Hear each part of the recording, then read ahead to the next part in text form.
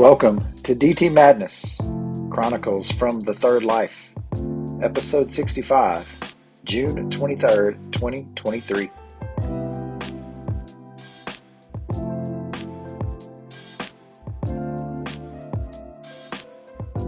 So glad you could make it.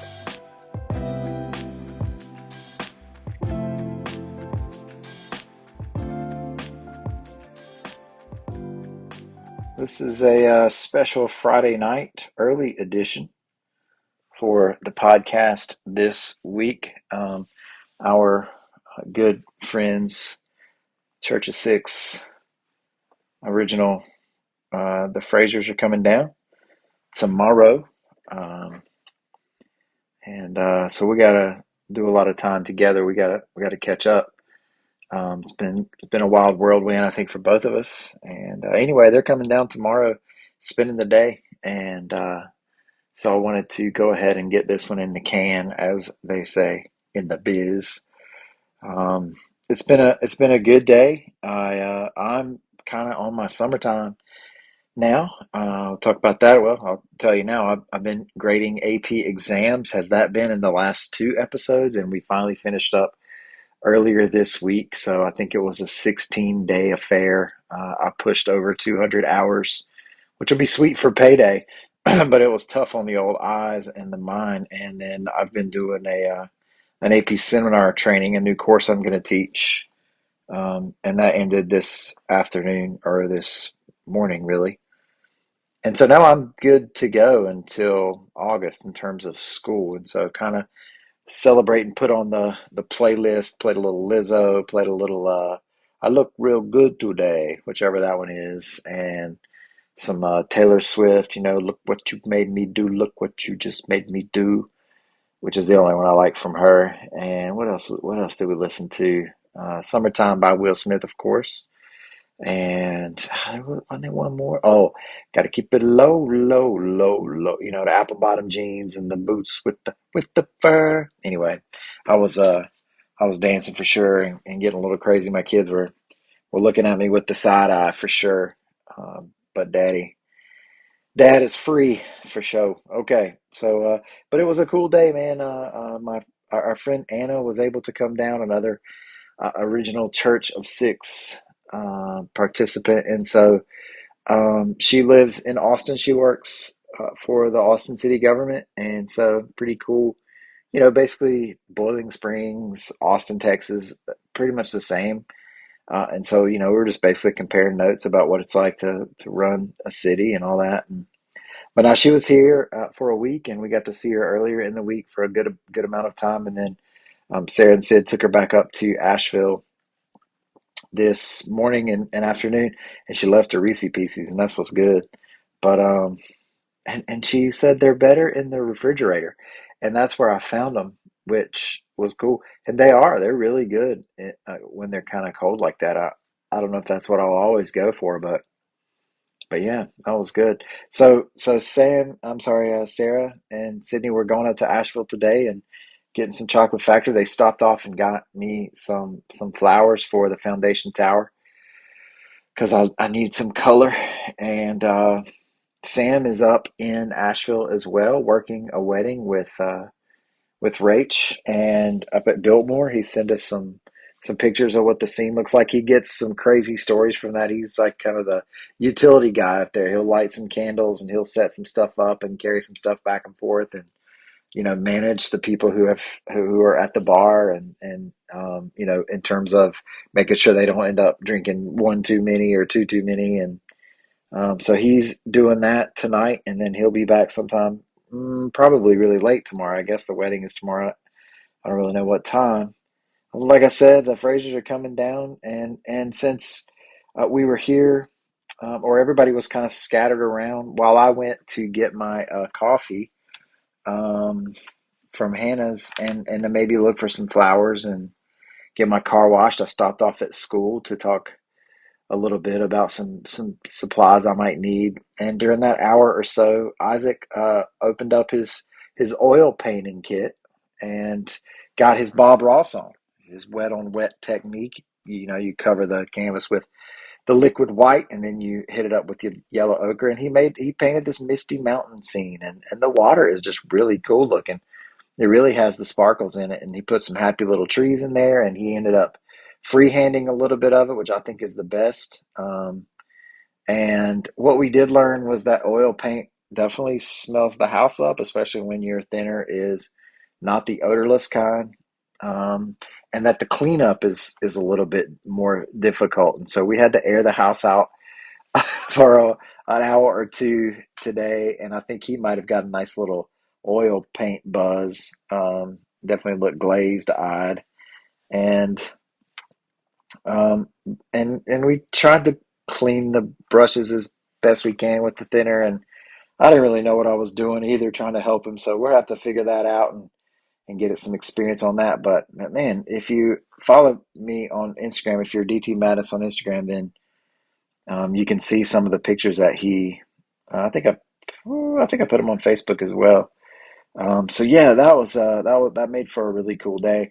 The AP seminar class that I'm teaching, of course, I got my schedule for next year, and I thought I was going to maybe be doing some world history, but I'm not. Just civics, civic literacy, and so teaching government in this crazy time is always really good.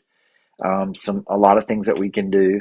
Of course, got to avoid some of the pitfalls and political landmines, I guess, of the current, kind of backlash on woke or whatever it is that they're worried about. But I'm teaching AP Government, and I'm teaching AP Psych, and also I'm teaching a new course called AP Seminar, and that's what I've been doing this training. You know, the leader, the facilitator of this training, talked about it as creating a more confident and well-rounded scholar. And I really like that. It's asking which problems do you want to solve, and that's kind of the premise of the course. I mean, like what the students have to do. I will teach them some skills along the way, really throughout the whole year, but really intensively in the first, you know, 12 to 15 weeks, and then they start on their own. And after that, I'm not really even allowed to give them feedback. I can teach them the skills, but once they start their individual projects and their team projects, and that's what they have to do. The first one is they have to develop. Well, they have to figure out what topic they're interested in a group of 3 to 5. They have to come up with a topic they're interested in, and once they do that, then they develop a research question. And I'm just here to say, like, that's difficult enough for adults to do, to think hard enough. I don't know, like, if it's effort or if there's some fear, like, worry about what are people going to think, or what are how are my thoughts even valuable. I don't know, like, but the kids wrestle with that too, and so settling on a topic and then developing a good research question, which isn't closed, which isn't like totally obvious, that has some, maybe a little bit of controversy, but definitely differing perspectives. And then as a team, they have to attack the question from different angles, from different lenses, maybe economic, maybe political, maybe, social or cultural, maybe ethical, maybe religious, maybe from a family perspective, maybe from there are dozens and dozens of potential perspectives that they can look at. And then they have to write individual research reports from their angle, then come back together into the group and synthesize all of that information into an 8 to 10 minute group presentation. So they're developing multimedia presentation skills. They're developing the ability to synthesize arguments, to weigh out different sources, to figure out the credibility of sources, to be able to boil those sources down into an argument, to understand differing perspectives and to give those perspectives credence, but then to take a position, um, and do that with a presentation that will require them to speak clearly and well and make eye contact and have good transitions and carry themselves. I mean, it's just a lot of really good skills for life, but especially for college, where these kids are going to be next year. The second part of the class is they have to do basically the same thing on their own, except for they get a stimulus package from the college board where they'll have six different type. It could be like an art, um, like a piece of art, that elicits some type of reaction. And it could be Bob Dylan lyrics, it could be a scholarly journal, and it'll be a random six of those types of things. And then they have to try to individually draw some themes and write a good argument paper there, and then also develop that into their own individual presentation. In the beginning, I get to present them with different readings and different topics and different whatever, and that's up to me, and that's going to be the difficult part for me, is to develop that part. It'll be a lot of work on the front end for me, but you know what, I can handle it. And I'm looking forward to, I'm a government teacher and a psychology teacher, but I do like the philosophy, and I do like, things like ethics and literature and music. I guess I'm going to have to get into art a little bit more. um, but yeah, I'm excited about the potentials for that. I wasn't as excited about the actual training, and it wasn't so much that the content was bad. I mean, it was good because it's one of those things where in the first couple of days I was kind of rolling my eyes. We're doing icebreakers and things like that, but by the end of the week, maybe midway through, I'm realizing, okay, these pieces are starting to fit together. And so in that way it was effective. The facilitator did a good job presenting and helping to unravel a very overwhelming course. It was more than I realized, I think, that I was getting into. Um, but it was on Zoom, and it's a bunch of teachers, and so we all have the experience from trying to deal with Zoom and Google Meet and all that kind of stuff during the time that we don't talk about anymore. But it oh man, it was just really something. And so we tried to keep our cameras on most of the time, but it's a Zoom meeting, with the the grid on the screen. And anyway, just a tougher interaction kind of thing. So and so what I would do, I mean, we started at 8 in the morning and we got done at 2:45, and so it's just a lot of sitting with my earbuds in and, like, you know doing breakout rooms and all that kind of stuff, which was, it was good. It chopped it up. But typically what I would do is just take my setup out on the front porch, especially early in the week. It was just pouring the rain for the first couple of days, so I'd sit out there and watch it rain and have myself muted and just listen to the thing. Um, Man, I will tell you though, there was one morning, and I don't remember which one it was, but I think it was, what is today? Friday. It must have been Wednesday, or maybe it was Thursday. Either way, it was terrible. I went out on the porch first thing, and there was this cat, and I don't have a cat. And I'm fine for the cat to stay around the house. Like the cat wants to stay around the house. I'm not going to feed it. But if it wants to run around in my yard and catch those little gerbils or whatever some people call chipmunks, is that what they call them? That whatever, I call them gerbils, and I don't like them. They whatever. The cat can eat all of those. But this cat was, man, it was old, and I've been using the term ratchet a lot lately, and it was though. And like I walked out there, and it's behind this swing that we have on the front porch, and it's like just sitting there, old orange and black looking anyway. So I kind of grab a boot that I have on the front porch and gently nudge the cat, okay, but it wasn't moving. So obviously this cat was feeling pretty weak, and I'm like, well, dang cat, you know what? How am I going to get you out of there? So I reach down to move the swing so I can kind of shoo the cat away, step down with my bare feet onto my doormat into a pile of cat poop. Oh, God. It was just awful. And now it's just a whole different situation. I got the junk on my heel. I have to like tiptoe into the house. Yeah, like get into the shower, the one that we have in the front that has the handle that you can take off, and like try to rinse my foot off. I got the rag that was in there, wipe my foot off, use the bar soap to wash my foot as good as I could, washed out the shower again, threw the rag and the bar soap, all of that into the trash, took the trash out immediately. And then the doormat, like I took it and threw it into the yard. It was raining. So it must have been Wednesday because I think it wasn't raining on Thursday, but like took it out, it wasn't gonna rinse off. So I just folded that. It.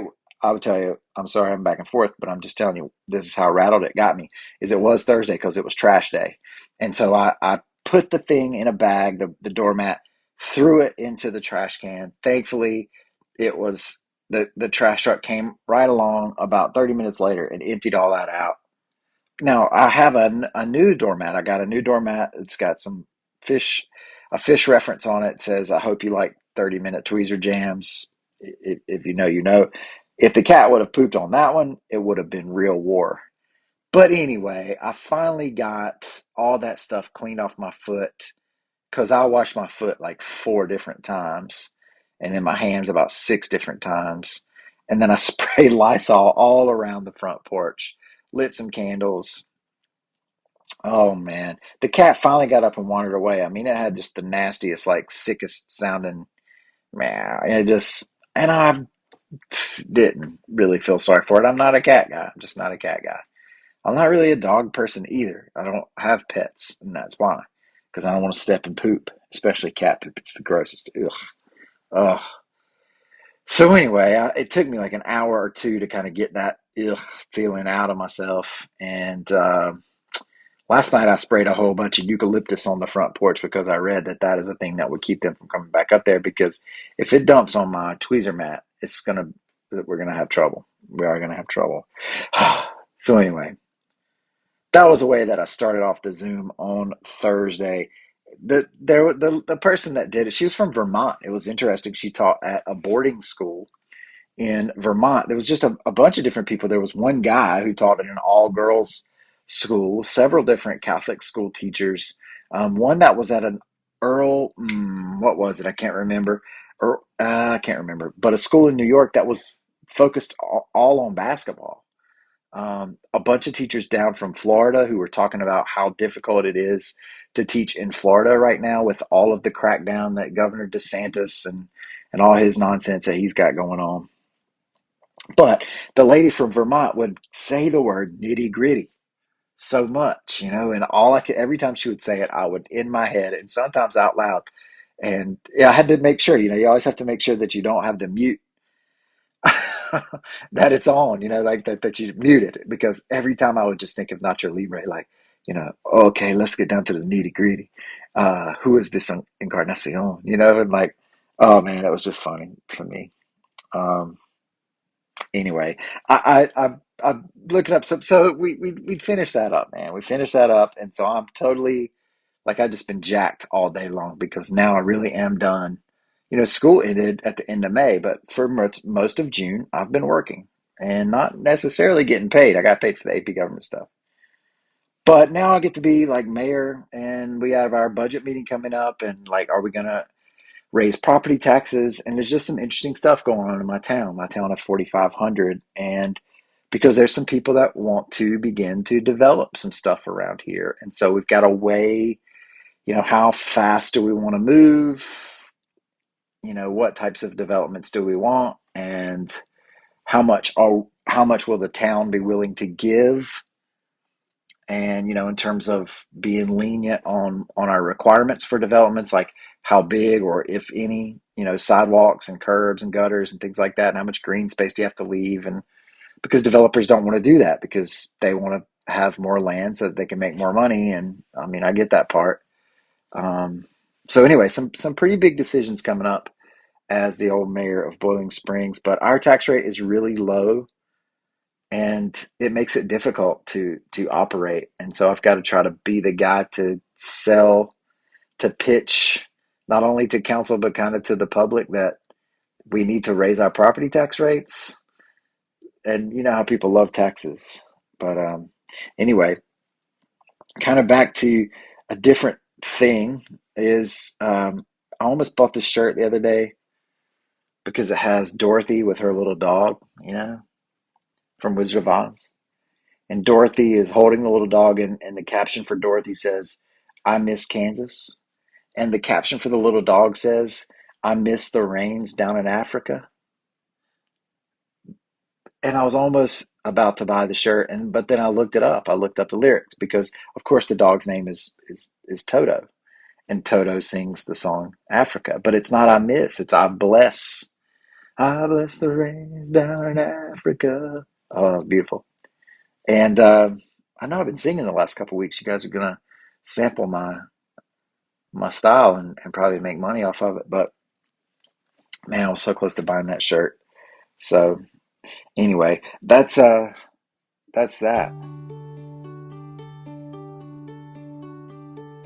I have a little bit of tea time. I guess this is where this goes. Um, I don't know if it's wrestling with my shadow boxing with the apocalypse, as I heard Bob Weir sing this morning on a song called "My Brother Esau." The last session I had, and I actually have one on Monday with my counselor at Living Lotus. But the last one, she kind of asked me where I was and feeling about counseling, and I'm not going to have any in July because I plan to be traveling. We'll see how that goes. But she asked me, like, do you want to do one in August? And I don't know. Like, it almost felt like she was trying to break up with me a little bit, but maybe to send me out of the nest and not just coddle me, just but to okay, we've gone through this. Now let's see if you can fly with it a little bit. And I do have to say, like, I've been thinking about it, and I've been walking around with a little bit more pride or confidence um, in myself and kind of carrying myself that way. Like I talked about one of the issues that one of the significant events in my life that, as I was talking about it, one of the things that came up of why it impacted me so much was because I've always felt kind of like a little brother, and that I had to prove myself, that I had to seek approval and affirmation and even attention, and that I never quite felt like or feel like that I measure up. And I actually had never thought about the fact that I am a little brother, and my big brother's 6 years older than I am, and I wonder, I guess I've kind of thought about that too. Um, but I've let these things hold on to me. Like I've let these things that happened years ago hold on to me, and I don't want to do that anymore. I don't need to do that anymore. I'm proud of who I am. You know, I'm proud of who I am. I know I've done a bunch of stupid stuff in my life, but I'm trying my best not to do some stupid stuff right now.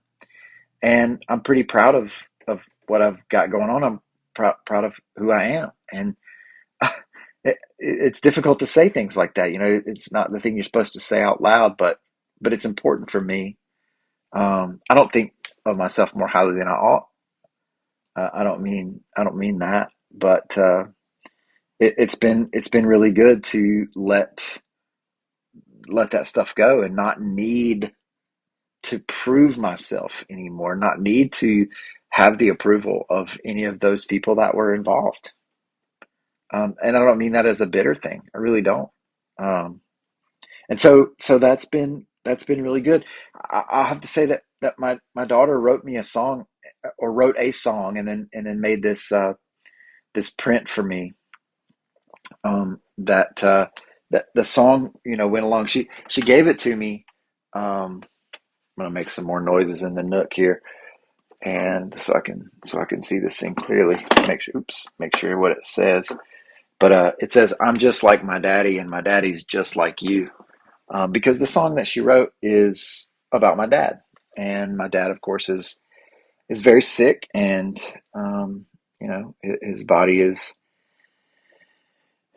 breaking down on him, and so she wrote a song about that. But then, but kind of the gist of the song is that I'm just like my dad, and I'm like Pop in a lot of ways, and Sydney's a lot like me, and so she draws those comparisons. But one of the things she does is she talks about how she knows one day she'll understand how I feel because she'll be the one sitting on by my bedside, or and that even though I'll be gone and she'll be really sad, that she'll carry on, and that the things that I've done and the things that Pop has done will continue to live on. And I mean, I'll tell you, like that was just something that I needed to hear. Have talked about this kind of idea that I have of my mortality as being a letdown. Um, so yeah, I mean, that was really important to me, and I still have fears. I don't want you to misunderstand. I've not reached the mountaintop, and I need to just say, okay, no more counseling. I'm good to go. I'll never. No, I still have my fears, and a lot of those have to do with the kids. Um, I still have my own like medical fears, and not like worst case scenario types of things, but I process them better. I recognize the emotions a little bit better than I did. I hold them in a different way, and I hope I can continue to do that. Tom Petty sings a song that I love so much called "Wake Up Time," and if it is like if it's time to fly or if it's time to wake up, he sings a song called "Learning to Fly" as well. What have I learned? And I can think of what I've learned so much by some of the hand gestures and different kinds of bodily gestures that I've gone through in this process, because as I've mentioned to you before, a lot of the things that I've been dealing with in my therapy sessions is sensory motor. Sensory motor beginning with what my body is, how it reacts. Like if my guts are churning, or if my chest gets tight, or if my mouth gets dry, or my hands are twitching, then I feel those, and she directs me to feel those, and then that leads to an emotional response. It leads to a cognitive response, all kind of connected. Um, but those things are memorable. Like it begins to shift some of the nervous system things um, that I've wrestled with for a long time. But one of the things that I do is I put my hand on my stomach and the other hand out as a signal to that my kids are their own. They're their own people. And as simple as that sounds, I've kind of been enmeshed in ways like when they hurt, I hurt, and that's okay. But I'm saying like it then grabs hold of me, and then everything becomes making them feel better, and I deprive them of, I don't need to solve all of their problems. All problems aren't solvable. Sadness and pain and this, those things are necessary, and they do lead us towards the light. I mean, that is the story of the Christ. It is that way. Like suffering does bring life. Anyway, um, but just that the rock, like the magic rock times two. Of course, one of the magic rocks is from Sam's time when he was working with Leanne's class, and the little girl. He made her just feel so special with that one rock. Maybe I need to go back and tell about all of these things that are sponsors for this program here for people who have just tuned in lately. Maybe that'll be something I could do next week. But the second rock, the magic rock times two, is the one that I held in my hand, held it out, and these things that I've been holding on to, trying to hold on to the kids, trying to control everything. I just dropped it, and like I, I really did feel lighter after that. And so I carry that rock with me. It's in my car, and I put it in my hand a lot just to remind myself that sensory motor application. Of course, I got the rope on my right arm. We've talked about that some too. But anyway, like those are just some of the things that I've learned. I'll continue to think about that. Um, I I'm not a big, there's a lot of Instagram psychology out there, but I do like to follow the Philosopher's Day. What is it? I don't know, Philosopher's Daily or something like that. And there's a couple quotes that came up, like if you were brave enough to say goodbye, life will reward you with a new hello. Another one that said, it's crazy how peaceful life becomes when you raise the bar on who has access to you. And I didn't like put that one on my story because it could be interpreted in different ways, as I could put that one out in AP seminar and see the different interpretations and the different lenses. But Raising the bar on who has access to me is really important for me.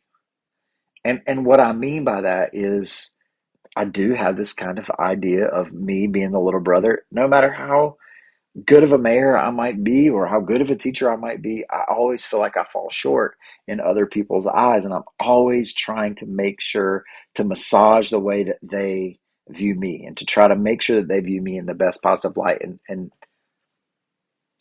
that's crazy talk, you know? People don't need to have access to me like that. Like I'm not saying I want to be intentionally a jerk, but yeah. So one of the questions that was asked, and this may be something that we could talk about next week or over the next weeks, but it's this question. I'm going to leave you with it. So many times, like growing up in school, or even now, we continue to ask the kids, like, "Hey, what do you want to be when you grow up?" Or you could be anything you want when you grow up, and it's always about that, and that's a difficult thing for anybody to think about. Like, what do you want to be later? But instead, like asking a different question, what are you proud of doing? What are you proud of doing? What are you proud? What have you done that you're proud of? And so get something concrete to serve as a foundation, to serve as a stepping off point. So that's an interesting question to think about that I definitely look forward to bringing up with my kids in August. But for now, it'll be summertime.